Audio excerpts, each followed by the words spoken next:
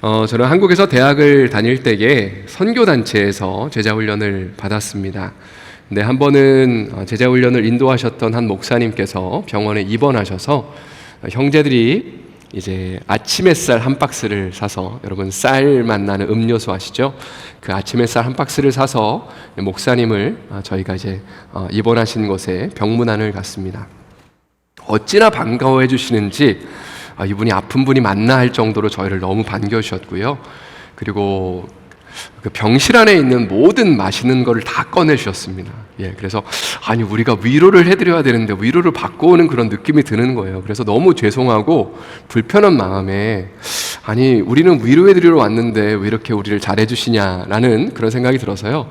목사님 이제 그만 주셔도 된다고, 이제 목사님 드시라고 이렇게 말씀을 드리니까 목사님이 약간 표정이 좀 서운하다는 표정으로 바뀌시면서 굉장히 마음에 남는 이야기를 하셨습니다. 무슨 말씀을 하셨냐면, 사랑받아야 될 때에 마음껏 사랑받으라고, 그리고 나중에 때가 됐을 때에 다른 사람들을 열심히 섬겨주면 된다라는 그런 이야기를 해 주셨습니다. 4월 한 달 동안 우리는 교회입니다라는 시리즈 설교를 우리가 함께 나누고 있습니다. 첫째 주에는요, 롤 모델이라는 제목 가지고 하나님의 말씀을 나눴어요. 우리가 누구를 닮아가고 누구를 따라갈 건가라는 제목의 말씀을 나눴습니다. 또 둘째 주에는 믿음의 본이라는 제목으로 말씀을 나눴는데, 데살로니가 교회 성도들이 믿음의 본이 되는 사도 바울을 통해서 예수님을 믿게 되고 그들이 또 다른 사람들에게 믿음의 본을 보여줬다. 예수 믿는 게 저런 거구나 라는 그런 믿음의 본을 사도 바울을 통해서 예수를 믿게 된 데살로니가 교회의 성도들이 보여줬다는 것입니다. 오늘은 섬김의 본이라는 제목을 가지고 여러분과 함께 말씀을 나누고 싶습니다. 오늘 본문은 너무나 잘 알려져 있는 말씀인데요, 바로 예수님께서 십자가에 못 박히시기 전날 밤에 제자들의 발을 닦아주시는 그런 장면을 담고 있습니다. 슬라이드 화면을 한번 보시면 예수님이 제자들의 발을 닦는 모습을 묘사하고 있는 동상입니다. 2000년 전에 다른 사람의 발을 닦아주는 존재는 일반 사람이 아니었고요, 종이나 노예였다고 합니다. 사진에 나와 있는 예수님의 모습을 한번 여러분 마음 가운데 한번 새겨보십시오. 예수님이 우아하고 고상한 모습으로 왕복을 입으신 상태에서 제자들의 발을 닦아주시는 것이 아니라 웃옷을 벗으시고 노예의 모습으로, 종의 모습으로 제자들의 발을 닦아주신다는 거죠. 예수님의 이런 일을 하시는 것이 어떤 중요한 의미를 담고 있을지, 또 제자들에게 어떤 본을 보이기를 원하셨을지를 오늘 여러분과 함께 본문을 통해서 말씀을 나누고 싶습니다. 먼저 요한복음 13장 1절의 말씀을 함께 읽어보도록 하겠습니다. 6월절 전에 예수께서 자기가 세상을 떠나 아버지께로 돌아가실 때가 끝까지 사랑하시니라. 여기 보니까 예수님이 세상을 떠나 아버지께로 돌아가실 때가 이른 줄을 아셨다. 그러니까 하루가 지나면 십자가를 져야 된다는 것을 아시고 그 마지막 순간까지 제자들에게 그러면 내가 이거 하나는 좀 알려줘야겠다, 내가 이거 하나는 꼭 제자들의 마음 가운데 새겨줘야겠다라는 것이 하나가 있었는데, 그것이 무엇이냐면요, 내가 제자들을 끝까지 사랑하는 것을 보여줘야겠다. 예수님이 우리를 마지막까지 사랑하셨지라는 것을 보여주기 위해서 무엇을 하셨냐면 제자들의 발을 닦아 주셨다는 겁니다. 참 사랑은 그 어디에라는 책이 있습니다. 여기에는 두 가지 종류의 사랑이 등장하는데요, 첫 번째는 만약에라는 사랑입니다. 당신이 만약 나에게 무엇인가를 해준다면 나도 당신을 사랑하겠습니다, 이런 사랑을 하는 거죠. 당신이 나를 만약에 좋아해 준다면 나도 당신을 좋아해 주겠습니다 라는 사랑을 하는 겁니다. 또 두 번째 종류의 사랑은 때문에의 사랑이다라고 이야기를 합니다. 당신이 아름답기 때문에, 혹은 돈을 많이 벌기 때문에 나도 당신을 사랑합니다 라는 그런 조건적인 사랑을 하는 것입니다. 사실 우리는 이런 종류의 조건적인 사랑에 많이 익숙해져 있고 길들여져 있는 것을 보게 됩니다. 제가 초등학교 6학년 때에 다리를 좀 심하게 다쳤습니다. 그래서 병원에 수술을 하고 한 21일 정도를 입원을 했습니다. 그리고 총 3달 정도를 학교와 교회를 다니지를 못했습니다. 3달 만에 교회를 딱 갔는데 저희를 가르쳐 주셨던 선생님이 바뀌어 있는 거예요. 그래서 이러면 안 되는데 라는 생각이 좀 들었고요. 사실은 그 전까지만 해도 제가 교회를 가면 참 열심히 활동을 하고 또 저희 부모님이 교회에서 또 열심히 또 일을 하시는 봉사자들이었고 또 부장 집사님이었기 때문에 선생님들이 저를 참 아껴주고 사랑해주고 보살펴줬는데 새로운 선생님은 처음 보는 분인 거예요. 그리고 다른 친구들한테 더 많은 사랑을 보여주는 걸 보면서 야, 이거 판도가 바뀌어 있구나라는 생각이 들었습니다. 그래서 사랑을 받기 위해서 나름대로 질문 막 하시면 막 열심히 대답을 하고 잘 보이려고 노력을 했던 그런 기억이 있습니다. 사실 이런 조건적인 사랑의 모습은 우리의 일상에서 혹은 가정에서도 많이 펼쳐지는 것을 보게 됩니다. 가령 결혼석을 할 때에 이런 고백을 하잖아요. 비가 오나 눈이 오나 또 아플 때나 건강할 때나 어떤 상황에서도 당신만을 무조건적으로 사랑하겠습니다라고 고백을 하지만 막상 살다 보면 화가 나고 열받을 때가 너무나 많이 있죠. 그리고 이런 태도를 고수할 때가 많습니다. 내가 이만큼 해주는데 당신이 이 정도 해줘야지라는 그런 조건적인 사랑을 내걸 때가 너무나 많다는 것입니다. 교회 안에서도 그렇게 하면 안 되는 줄 알겠지만 좀 나와 비슷한 사람들, 성향이 비슷하고 말이 통하는 사람들과 또 더 많은 이야기와 교제를 나누는 것을 보게 되죠. 그러니까 우리는 그렇게 하기를 원하지 않지만 우리의 성향 자체가 나와 좀 비슷한 사람과 함께 어울리고 그 사람들에게 사랑을 주고 받는 것을 우리는 더 익숙하게 생각한다는 것입니다. 그렇다면 예수님을 3년 반 동안이나 따라다녔던 제자들은 어땠을까요? 이들은 어떤 종류의 사랑을 연습하고 실행하기를 원했을까요? 한 번은 베드로가 예수님께 이런 말을 한 적이 있습니다. 마태복음 19장 27절의 말씀. 여러분 이 성경 구절 열심히 읽어주시는 동안에 제가 물을 한 잔 마셔야 될 것 같아서 한번 읽어보도록 하겠습니다. 시작.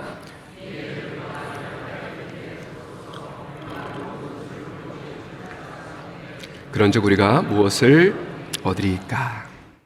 이 말씀의 배경이 무엇이냐면 부자 청년이 예수님께 다가와서 이렇게 말을 합니다. 예수님, 내가 영생을 얻고 싶은데 뭘 해야 됩니까? 라는 질문을 던졌을 때 예수님이 이렇게 말씀을 하세요. 딱 보니까 부자잖아요. 그의 삶의 가장 소중한 것 바로 물질이었습니다. 그 모든 재산을 팔아서 가난한 사람들에게 나눠주고 너는 나를 따라오면 더 큰 은혜와 영생의 축복이 있을 거다라고 말씀을 하셨는데 부자 청년이 이 말씀을 듣고 어떻게 반응하냐면 근심하다가 돌아갔다라고 되어 있습니다. 그러니까 이 사건이 일어난 직후에 베드로가 예수님께 질문을 하는 거죠. 야, 저 사람은 모든 것을 버리고 주님 따르려고 했을 때에 도망갔는데 예수님, 우리는요 다 버리고 주님 따르지 않았습니까? 물론 버릴 게 얼마 없었습니다. 그러나 어쨌든 간에 다 버리고 예수님을 따르는 그 모습을 굉장히 자랑스러워하면서 우리는 뭘 얻게 되죠, 예수님? 이라고 얘기를 하는 거죠. 그때 예수님이 영생을 얻게 될 것이다라는 말씀을 하시지만 그러나 여기에 문제가 하나 있습니다. 우리가 주님을 위해서 무엇인가를 포기하고 버리는 것은 너무나 귀하고 소중한 일이지만 베드로가 생각했던 예수님을 향한 또 예수님께 받는 그 사랑은 조건적이라고 생각했던 거죠. 내가 이만큼 했기 때문에 사랑을 받는다고 생각했고요. 내가 이만큼 충성을 했기 때문에 그 대가로 구원을 얻는다고 조건적인 사랑을 생각했다는 겁니다. 그러나 예수님은 이러한 사랑에 대한 그 고정관념을 깨기를 원하십니다. 네가 이만큼 했기 때문에 내가 너를 사랑하는 게 아니야. 너가 이만큼 봉사했기 때문에 구원을 내가 주는 게 아니야 라는 그 메시지를 전하기 위해서 오늘 본문에서 제자들의 발을 닦아주고 계시는 겁니다. 베드로는 예수님이 발을 닦아주신다고 말했을 때 이렇게 반응합니다. 제 발을 절대로 씻어주실 수 없습니다. 아마 베드로는 예수님께 자신이 드린 사랑보다 더 과분한 보상을 받는다라는 생각을 한 것 같습니다. 제가 설교 서두에서 언급한 것처럼 목사님을 위로하기 위해서 아침 햇살 한 상자를 가지고 갔는데 근데 도리어 감당할 수 없는 사랑을 더 많이 부어주시니까 왠지 부담스럽고 뭔가 더 하고 가야 되나? 청소라도 하고 가야 되나라는 그런 뭔가 조건적인 사랑을 생각하니까 그 장면이 굉장히 부담스러웠다는 것입니다. 예수님은 이렇게 말씀하십니다. 요한복음 13장 8절의 말씀 한번 또 힘차게 읽어보도록 하겠습니다. 베드로가 이르되 내 발을 절대로 씻지 못하시리라. 예수께서 대답하시되 내가 너를 씻어주지 아니하면 내가 나와 상관이 없느니라. 베드로는 강경한 어조로 이렇게 얘기를 했죠. 절대로 저를 못 씻습니다. 예수님도 굉장히 강하게 반응하십니다. 내가 너 씻어주지 않으면 너랑 나랑 상관없다. 이제 우리의 연을 끊어야 된다라고 이야기를 하시는 겁니다. 아마 예수님은 이렇게 반응하시는 이유가 무엇이냐면 아마도 죽기 직전에 제자들을 향해서 베드로에게 꼭 알려주기를 원하셨던 한 가지 메시지가 분명히 있으셨던 것 같아요. 다른 건 몰라도 얘들아 이거 하나만은 좀 마음 가운데 간직하면 좋겠다 라는 그 한 가지가 바로 예수님이 제자들의 발을 씻어주는 것과 연결되는 지점이 있다는 것입니다. 오늘 본문을 통해서 우리가 도전받는 두 가지를 여러분과 나누고 싶은데요. 첫 번째는 발이 상징하는 것은 우리의 연약함과 상처와 아픔, 죄를 가리킨다는 것입니다. 저는 한국에서 20년 전에 신학대학원을 입학했습니다. 신학대학원을 들어간 지가 정말 오래전의 일입니다. 20년 전에 입학을 하고요. 그리고 제가 당시에 1년 정도가 지났을 때에 주말에 파트타임 전도사로 제가 어떤 사역을 했었냐면 서울 동안교회라는 곳에 가서 성인 정신지체 장애인들과 또 청각 장애인들을 섬겼습니다. 처음 이제 설교를 하는 날이었습니다. 데뷔를 하는 날이잖아요. 난생 처음 이제 누군가에게 하나님의 말씀을 나눠야 되는 그날에 굉장히 긴장이 됐지만 쉽고 재밌게 해야 된다. 이해가 좀 잘 될 수 있도록 어려운 것도 쉽게 설명을 해야 된다는 팁을 받고 고민을 하는 가운데 당시에 제 아내와 교제를 하고 있었습니다. 그래서 여자친구 찬스를 써서 아내가 이제 설교에 대한 교환을 만들어줬습니다. 그때 본문이 요한복음 13장 오늘의 말씀이었는데요. 제자들이 발을 이제 예수님이 씻어주는 것을 묘사하기 위해서 실제로 대야를 하나 준비를 해줬고요. 그리고 그 대야에 이제 제자들의 발을 그려서 코팅을 해줬습니다. 그리고 정말로 물에다가 씻는 슈닝을 했어요. 그런데 그 발에 여러 병균들이 붙어 있는 거예요. 막 이렇게 화가 삐쭉삐쭉 나 있는 그런 병균들의 모습들을 이렇게 붙여놓고 이제 예수님이 이렇게 닦아주셨어라고 딱 꺼내니까 그 병균들이 다 떨어져 있는 거예요. 그러니까 형제 자매들이 너무 기뻐했던 와 하면서 좋아했던 그런 기억이 있습니다. 제가 이런 말씀을 드렸어요. 형제 자매 여러분, 우리의 삶에 아픔과 연약함들, 또 상처들, 열등감들이 있지만 예수님께 우리의 발을 내어드리면 주님이 우리를 씻어주십니다 라는 그런 도전을 드렸습니다. 성도 여러분, 사실 우리가 이 땅을 살아가면서 발을 다른 사람들에게 꺼내서 자랑하는 경우는 없습니다. 우리가 종종 손이 예쁘다라는 말은 하지만 발이 예쁘다라는 표현은 거의 사용하지 않는 것 같습니다. 그 이유는 발은 냄새나는 곳이고 가장 굳은 일을 감당하는 몸의 기관이기 때문입니다. 다른 사람들에게 그래서 별로 보여주고 싶지 않습니다. 앞에서 언급한 것처럼 발이 가리키고 상징하는 것은 우리의 상처와 아픔과 열등감과 죄악이기 때문에 우리는 이런 것을 드러내고 싶지 않고요. 오히려 우리가 좀 잘하는 것들, 자랑할 만한 것들을 다른 사람들에게 드러내고 싶어 하는 것입니다. 그런데 예수님이 발을 닦아주셨다는 것이 무엇을 의미할까요? 아무에게도 보여주고 싶지 않은 그 영역들을 주님은 내놓으라고 말씀하시는 겁니다. 어쩌면 무너져 있는 모습들, 아파하고 신음하는 모습들, 심지어는 죄를 즐기는 모습들, 다른 사람들에게는 꺼내놓고 싶지 않은 모습들을 주님이 꺼내놓으라고 말씀하시면서 우리에게 내가 너의 발을 닦아주길 원한다 말씀하시는 거죠. 그런데 이에 대한 처음 우리의 반응은 예수님 됐어요. 제가 처리할게요. 아니 이거는 그냥 제가 제 힘으로 할 수 있어요 라고 우리는 반응하고 싶어 한다는 것이죠. 그러나 주님은 이렇게 말씀하십니다. 베드로에게 하신 말씀처럼 내가 너의 발을 닦아주지 않으면 너와 내가 상관이 없다라고 이야기를 하신다는 겁니다. 여러 차례 제가 나눈 적이 있지만 저는 중고등학교를 다니는 시절에 이런 표현을 써도 되는지 모르겠지만 바리새인 중에 바리새인으로 살았던 것 같습니다. 좋은 천에서 본다면 모든 공예배를 참석을 했습니다. 중학교, 고등학교를 다닐 때에 부모님 따라서 새벽 예배도 나가고 수요예배도 나가고 금요철야도 나가고 정말 열심히 신앙생활 했던 것 같습니다. 또 학교를 마치고 집에 돌아오는 길에 6년 동안 하루도 빠지지 않고 제가 교회에 들려서 한 20분에서 30분 정도를 기도를 하고 집으로 갔습니다. 6년 동안 하루도 빠지지 않고. 엄청난 거죠. 예, 그런 모습들을 사람들은 보면서 야, 역시 목사감이다, 이런 칭찬을 많이 들었습니다.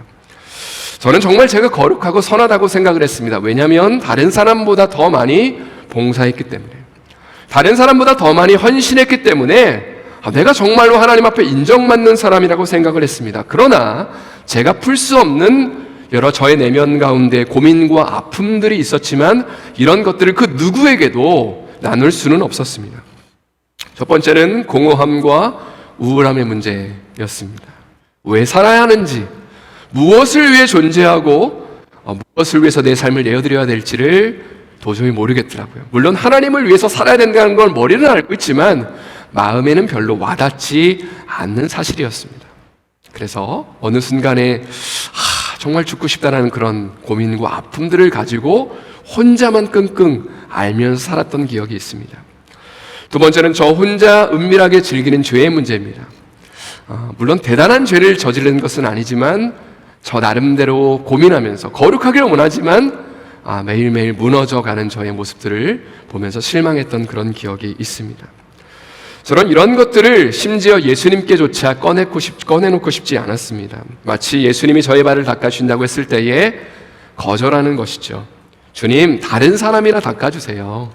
저 좀 모자란 사람들, 좀 하지 못한 사람들만 주님이 닦아주시면 됩니다. 저는 괜찮습니다. 저는 제 힘으로, 제가 열심히 경건의 생활을 해서 제가 제 힘으로 죄를 극복하고 난 다음에 주님 앞에 올려드릴게요 라고 마치 고백하는 것 같았습니다. 그럼 예수님 이렇게 말씀하신다는 거죠. 재영아, 내가 너를 씻어주지 않으면 너와 내가 상관이 없다. 내가 너를 위해 십자가를 지러 왔는데 너의 상처와 연약함과 우울함을 닦아주기 위해서 이 땅 가운데 왔는데 이거를 네가 내놓지 않으면 너가 나와 어떻게 관계를 맺을 수 있니? 라고 주님이 저에게 도전하시는 것을 느꼈다는 겁니다.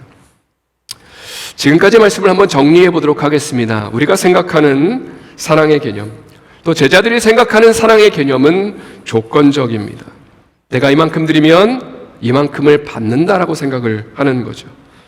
그러나 예수님은 당신이 베푸시는 그 사랑이 무조건적이라는 것을 알려주기를 원하셨습니다.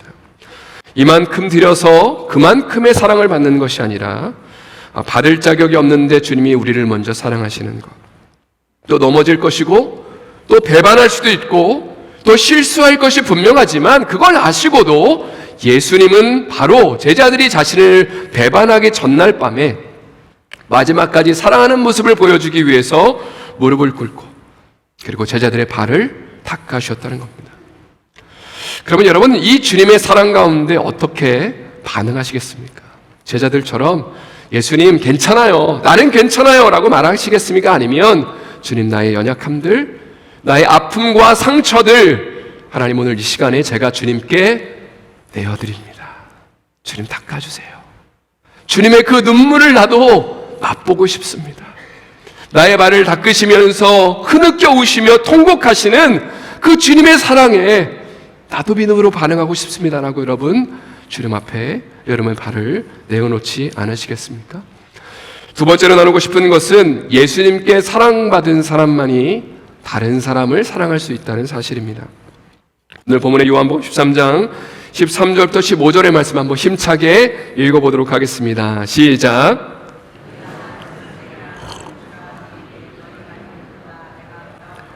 내가 주와 또는 선생이 되어 너희 발을 씻었으니 너희도 서로 발을 씻어주는 것이 옳으니라. 내가 너에게 행한 것 같이 너희도 행하게 하려 본을 보였노라. 예수님은 제자들의 발을 닦아주시고 난 다음에 이렇게 말씀하십니다. 얘들아, 내가 너희한테 행한 게 뭘 의미한지 아니? 하면서 내가 주와 선생이 되어서 너희 발을 닦아줬으니까 너희도 서로 발을 닦아주는 것이 옳다, 마땅하다라고 그렇게 도전하십니다. 사실 우리가 누군가의 더러운 발을 볼 때의 자연스러운 반응은요, 그 더러운 발을 내가 닦아줘야겠다가 아니라 그 더러운 발을 지적하는 겁니다. 야, 발 좀 닦고 다녀라, 냄새 나잖아 라고 말하는 것이 우리의 자연스러운 반응입니다. 왜냐하면 발이 상징하는 것은 우리의 부족하고 연약한 모습들, 상처와 아픔들, 죄악된 모습들을 가리키기 때문이죠. 그래서 이런 걸 다른 사람들에게 보여주고 싶지 않아요. 왜냐하면 이런 걸 꺼내놓으면 우리를 다른 사람들이 욕할 거니까요. 정죄할 거니까요. 손가락질 할 것이기 때문에 그렇습니다. 그러나 예수님이 이렇게 말씀하시는 것이죠. 내가 너희의 발을 정죄하지 않고 닦아준 것처럼 너희도 누군가의 발에 그 더러움을 본다면 닦아주어라 라고 주님이 그렇게 도전하시는 겁니다. 누군가의 발을 닦아주기 위해서 우리가 제일 먼저 해야 되는 일이 있다면 그것은 뭘 제일 먼저 해야 될까요? 물론 대야를 가지고 와야겠죠. 물 떠서. 그러나 발을 닦아주기 위해서 제일 먼저 해야 되는 일은 무릎을 꿇는 일일 겁니다. 단순히 육신의 무릎만 꿇는 것이 아니라 우리의 마음의 무릎을 꿇어야겠죠. 그 사람을 섬겨야겠다라는 그 마음이 필요합니다. 근데 이렇게 하면 안 되겠죠. 내가 발을 닦아주기는 하는데 발을 여기까지 올려봐. 그러면 이렇게 발을 올려주면 내가 발을 닦아줄게라고 그렇게 말을 할 수는 없을 겁니다. 오히려 예수님은 하늘 보좌를 버리시고 이 땅 가운데 종의 모습으로, 노예의 모습으로 이 땅 가운데 오셨고요. 다음날 제자들이 배반할 걸 아셨지만 화가 나고 서운하고 섭섭하고 자존심이 상하셨지만 그래도 우리를 사랑해 주셨습니다. 이것이 바로 예수님이 우리를 위해서 십자가를 지신 의미고, 또 우리도 예수님의 사랑을 받았다면 그러면 마땅히 주님이 말씀하시는 거죠. 나도 그렇게 했으니까 그 사랑을 생각하면서 너도 누군가의 더러운 말을 닦아줘라 라고 주님이 말씀을 하시는 겁니다. 제 말씀을 마무리하기를 원합니다. 오늘 본문에서 예수님은 섬김의 본을 보여주고 계시죠. 우리가 주님이 기뻐하시는 섬김의 본을 실천할 수 있는 최고의 방법은요, 내가 주님께 어떤 사랑을 받았는지를 기억하고 마음에 새기는 것입니다. 사실 우리의 마음 가운데 수도 없이 결단하잖아요. 내가 좀 오늘부터 잘해야겠다. 다른 사람한테, 남편한테 잘해야겠다. 우리 자녀들에게 그래 더러운 말 한번 까짓 건 한번 닦아주지 라고 결단하는 것이 섬김의 본을 실천하는 최고의 방법이 아닙니다. 오히려 예수님이 우리를 얼마나 사랑하셨는지를 마음 가운데 새기고 기억하는 거죠. 나의 연약함과 아픔과 죄와 상처를 주님이 정죄하지 않으시고, 또 넘어질 것을 아셨지만, 또 배반할 것을 아셨지만, 그러나 우리 앞에 무릎을 꿇으시고 눈물을 흘려주시고 같이 통곡하시는, 우리를 꼭 안아주시는 그 사랑 가운데 우리가 한번 거해보는 것, 그 은혜 가운데 우리가 잠잠히 반응해보는 것, 그것이 다른 사람을 사랑할 수 있는, 누군가를 품고 안아줄 수 있는 주님이 우리에게 알려주신 최고의 방법이라는 것이죠. 이러한 은혜와 축복이 여러분의 삶 가운데, 여러분의 가정과 또 목장과 교회 가운데 넘쳐날 수 있기를 예수님의 이름으로 축원드립니다. 다시 한번 예수님의 이름으로 축원드립니다.